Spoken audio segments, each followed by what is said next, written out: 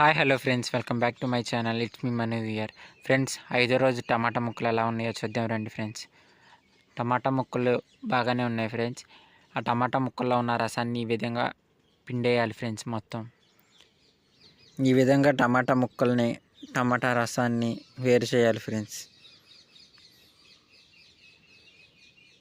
వేరు చేసిన టమాటా ముక్కల్ని 2 నుంచి 3 రోజులు బాగా ఎండలో ఎండనివ్వాలి ఫ్రెండ్స్.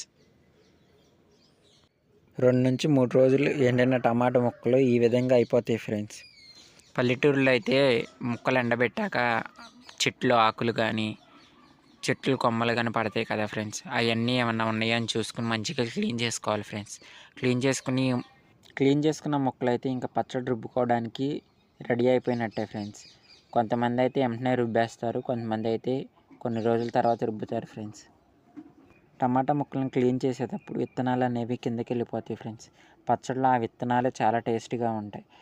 అందులోనే దుమ్ము ఎక్కువ ఉంటుంది కాబట్టి అది మంచిగా క్లీన్ చేసుకోవాలి. ఇంతే ఫ్రెండ్స్, పచ్చడి రుబ్బేటప్పుడు మళ్ళీ కలుద్దాం. నా వీడియోస్ మీకు నచ్చినట్టయితే లైక్ చేయండి, షేర్ చేయండి. అండ్ మరిన్ని వీడియోస్ కోసం నా ఛానల్ని సబ్స్క్రైబ్ చేయండి. ఉంటా ఫ్రెండ్స్, బాయ్ మరి.